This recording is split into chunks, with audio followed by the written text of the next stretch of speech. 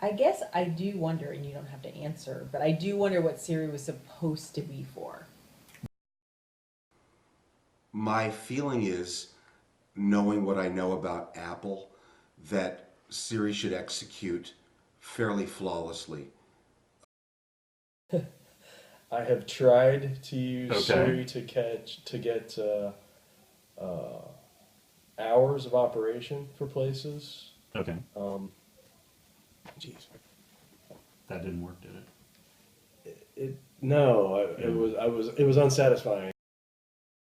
She works pretty good, except for one time I sent a text message to Bridget that had about about 3 minutes worth of lyrics, song lyrics in it. So she picked Okay. And not have to change the way I speak, that I would expect the application, the natural language processor, if that's what it does, to understand me. I don't feel I should have to adapt to it. Like if I'm asking Siri if I had to do something on an iPhone, I would anticipate that she would know how to do that, and it Okay. doesn't seem like she does always. No, because I mean, it feels like she should know her own like processes Okay. for the machine she's on. So that those are the ones that I'm like, how could Siri not know that particular piece of information?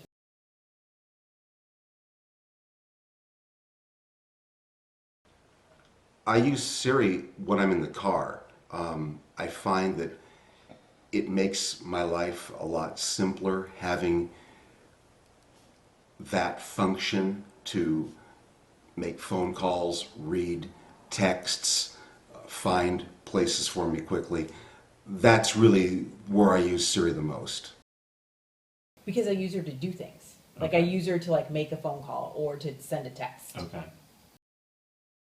Most recently, where can I get a hot dog?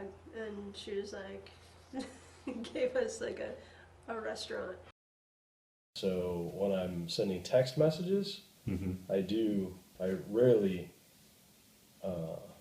type those. I shouldn't say rarely. About 50% of the time I type those. 50% of the time I speak those Okay. in text messages. And I find the voice recognition there is really good, especially. yeah.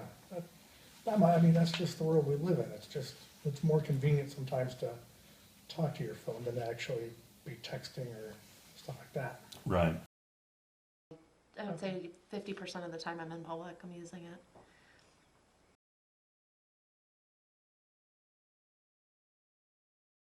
Yeah, as hypocritical as it sounds, most of the time it's pretty obnoxious. Okay. What's obnoxious about it?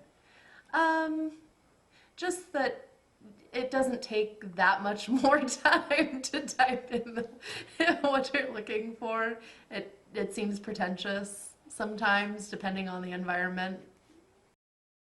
And I think in some ways other people might feel this way too, where, you know, it's kind of weird to be seen talking to something that's not, you know, obviously got an intelligence. It's an artificial maybe, but it's you know, the fact that you're interacting in a human way with something that's absolutely not alive is in some ways kind of strange. I think you don't want to be that person talking to their phone. I mean, kind of talking on the phone is slightly obnoxious in public. Talking to the phone.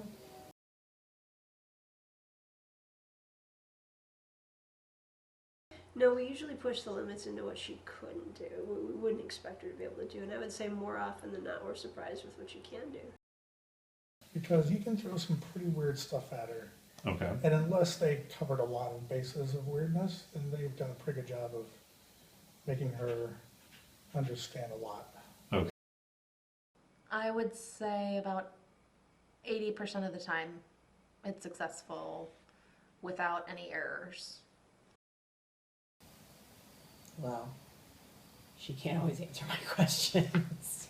Even when they're straightforward questions, right? Like not when they're how many trees are in West Virginia kind of questions. Like often like the answer to the questions isn't on target.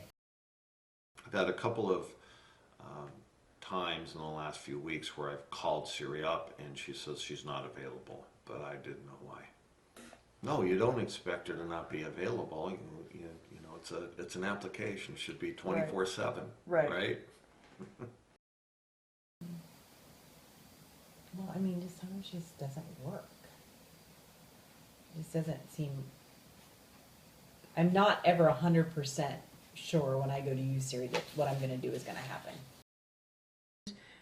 I know what names Siri does recognize, and those are the people I will text with Siri more often. So now that I've used Siri for over a period of 2 years, I know how to steer it, how to use it, and it's become more successful over time because I know what not to use it on.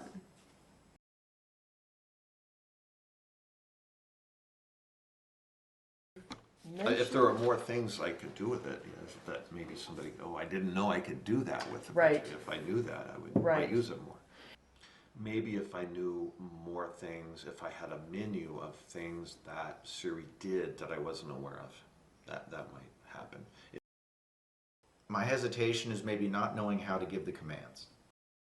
And I do wonder if there's functionality in Siri that I'm just totally missing because Right. Apple doesn't come with any like tutorials or what I mean, things like. I guess probably knowing more about what Siri can do. Reliability. Tell me a little bit more about that. That I could, well, I shouldn't say, maybe reliability isn't the word, but that I can say something that's picked up. This natural voice thing sounds very good. Like, if I knew that it was being picked up, as I intended it, or recognizing my voice, I think that would make it, I would be more likely to use it more to call people or for other tasks.